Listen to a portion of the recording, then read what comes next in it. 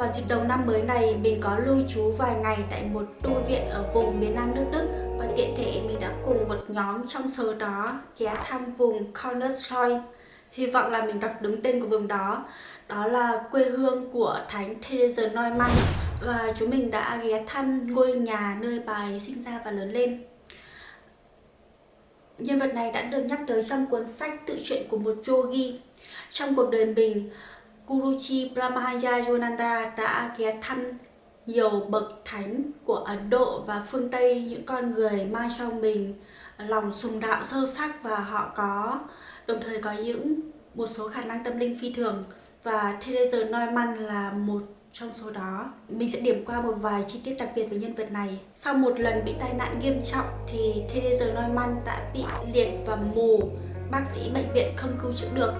Tuy nhiên bà đã được khỏi bệnh một cách thần kỳ, đã có thể đi lại được, có thể nhìn thấy lại được khi mà bà thực hiện chữa lành chỉ bằng phương pháp cầu nguyện dưới sự hướng dẫn của một vị linh mục Công giáo. Kể từ đó cơ thể bà bắt đầu mang dấu thánh stigmata. Cứ vào mỗi thứ 6 vào tuần thánh ấy, thì máu chảy ra từ chân tay, từ mắt, trán, giống như đang tái hiện lại cuộc khổ nạn của Chúa Giêsu. Đặc biệt hơn nữa, kể từ đó bà đã không ăn uống gì trong suốt 36 năm cho tới khi từ trần. Mỗi ngày bà chỉ rước thánh thể, đó là chỉ ăn một cái mẩu bánh nhỏ như đồng xu và mỏng như một tờ giấy. Thực ra mục đích ban đầu khi mình làm video này về Therese Neumann, mình chỉ muốn tái hiện lại một chân dung của nhân vật được bao phủ bởi sự tôn kính, bởi hào quang huyền nhiệm. Nhưng tuy nhiên mình lại có sự thôi thúc muốn đi sâu vào nó, tìm hiểu thêm về nó. Và mặc dù mình vẫn rất trân trọng nhân vật lịch sử này ấy, nhưng mà bức màn huyền nhiệm vẫn cần phải được vén lên và để cho sự thật lên tiếng. Therese Neumann là một nhân vật vĩ đại, huyền bí, nhưng hoàn toàn không phải là phi lý, không phải là không thể giải thích được. Tại sao mình lại có ý tưởng muốn tìm hiểu sâu về nó? Bởi vì khi nhìn cái hiện tượng Therese Neumann trong sự xuất thần và chảy máu ròng ra từ mắt ấy, thì nó khiến mình nhớ lại, liên tưởng lại tới một lần khoảng 2-3 năm về trước mà sự việc đó có lẽ mình suýt quên rồi. Đó là trong một lần mình làm thôi miên hồi quy tiền kiếp, và trong cái cảnh đó mình thấy mình là một người phụ nữ đang ngồi bên khung dệt vải gì đó, và mình không may bị một cái kim đâm vào đầu ngón tay. Nó chỉ là một vết thương ngoài da thôi, có chảy máu một chút, không nghiêm trọng gì. Mình cũng không hiểu tại sao tiềm thức lại cho mình nhìn thấy cái hình ảnh đó, bởi vì chỉ một vết thương ngoài da nó chẳng ảnh hưởng gì ấy. Sự việc sẽ không có gì đáng nói nếu như khi mà lúc đó mình tỉnh dậy ấy, mình thoát khỏi cái sự thôi miên đó, trở về trạng thái bình thường, thì mình thấy ở chỗ vị trí đầu ngón tay của mình trùng với cái vị trí mà lúc mình nhìn thấy trong thôi miên đấy, nó bị chảy máu ra. Và mình chẳng biết là nó chảy máu từ lúc nào, chẳng biết vết thương xuất hiện do va quẹt từ đâu. Mình không thấy bị đau gì hết mà chỉ thấy nổi hết cả da gà thôi. Mặc dù đó chỉ là hiện tượng bé xíu thôi, nó không có gì có thể so sánh được với hiện tượng stigmata của Therese Neumann, nhưng mà nó gợi lại cho mình cái sự tò mò đấy, liệu có cái sự liên hệ, một cái sức mạnh kinh dị gì đó liên quan tới từ tâm trí, từ suy nghĩ tâm trí, và nó ảnh hưởng trực tiếp tới cơ thể không? Therese Neumann không cô đơn. Từ thời Thánh Francisco tới nay, người ta đã ghi nhận có khoảng 100 tới 400 trường hợp có hiện tượng stigmata như thế, mang dấu thánh như thế. Điều đặc biệt là dường như hầu hết trong số đó đều là người thuộc giáo hội Công giáo. Cái chi tiết này lại càng củng cố hơn cho cái niềm tin của mình là liệu có sự ám thị hình ảnh ở đây không. Những người Công giáo sùng đạo ấy, họ thường dành hàng giờ mỗi ngày, đặc biệt là trong những ngày thứ 6 tuần thánh hoặc là mùa chay. Họ dành hàng giờ để trải nghiệm, chiêm nghiệm lại cuộc thương khó của Chúa Giêsu, và thậm chí họ còn tưởng tượng, hình dung lại cuộc khổ nạn của Chúa và chiêm nghiệm lại, thậm chí trải nghiệm cái sự đau đớn tinh thần cùng cực kỳ sống động. Khi niềm tin đã đạt đến một mức độ cực độ ấy, thì não bộ sẽ không còn phân biệt được nữa đâu là hình ảnh tưởng tượng, đâu là thực tế nữa, và não bộ không chỉ dừng lại ở mức suy nghĩ nữa mà nó ép các mô cơ thể phải thể hiện ra bên ngoài, thể hiện trực tiếp ra cơ thể vật lý bên ngoài, ép máu chảy ra, vết thương xuất hiện, là nó chuyển đổi lại thành những triệu chứng vật lý. Có rất nhiều những thí nghiệm, những hiện tượng y khoa liên quan tới sự việc này. Thí nghiệm dị ứng giả qua ám thị. Thí nghiệm này được thực hiện trên một nhóm học sinh. Nhóm này đều có tiền sử dị ứng với lá cây sơn độc, một loại lá cây độc của Nhật Bản ấy. Và trong thí nghiệm này, người ta bịt mắt tất cả những người đó lại và cho bàn tay chạm vào một loại lá cây lành tính, nhưng mà lại nói với họ đó là lá cây có độc.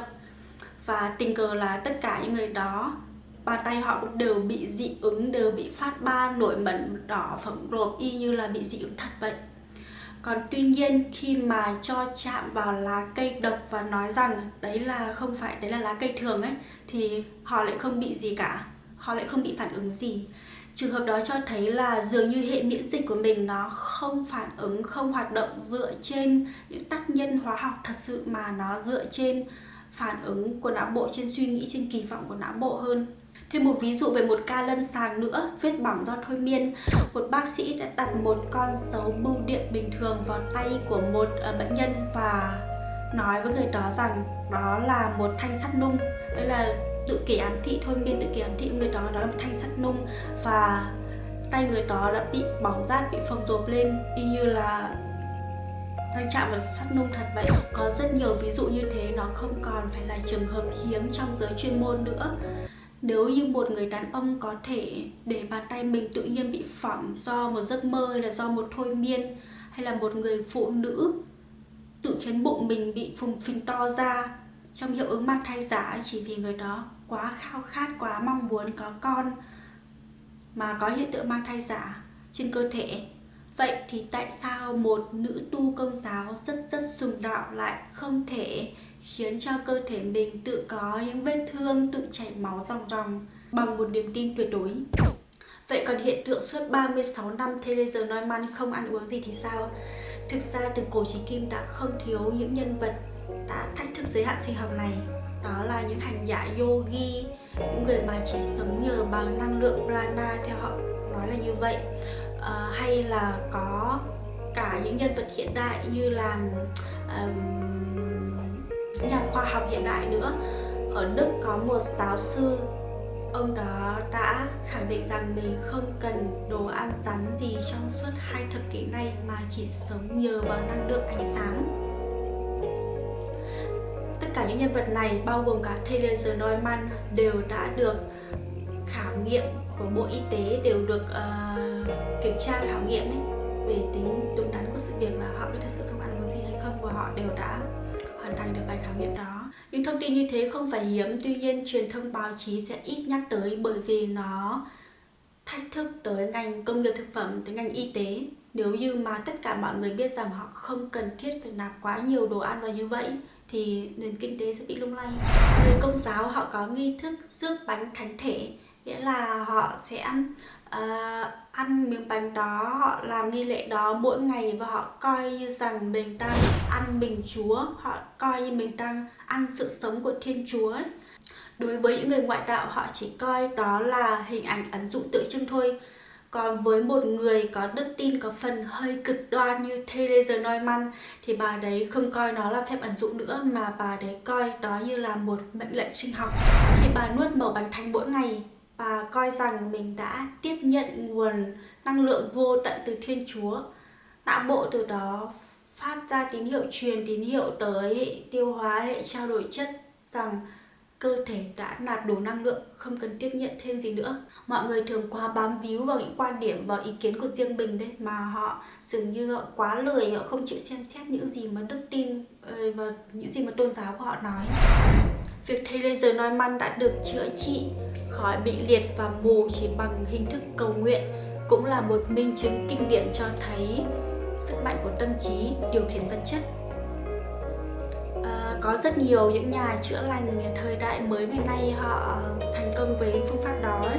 Thực chất họ cũng đang tái hiện lại phương thức chữa lành của những nhà yogi, những nhà huyền thuật ngày xưa, họ sử dụng thiền định và niềm tin để thay đổi biểu hiện gen. Khi tâm trí không còn rào cản của sự hoài nghi, nó có thể viết lại mã nguồn của cơ thể vật lý, những vết thương tự xuất hiện, máu tự chảy ra, những cơn đói biến mất hay là mắt mù có thể sáng lại. Không phải là do một bàn tay thần thánh nào tác động, mà do trí não, tâm trí đã được thôi miên bởi đức tin ấy, và nó điều khiển cái cơ thể này phải phục tùng theo kịch bản của tâm trí. Và cuối cùng, bạn có đồng tình hay là có ý kiến phản biện gì với những quan điểm của mình hay không? Hãy comment xuống dưới cho mình biết nhé.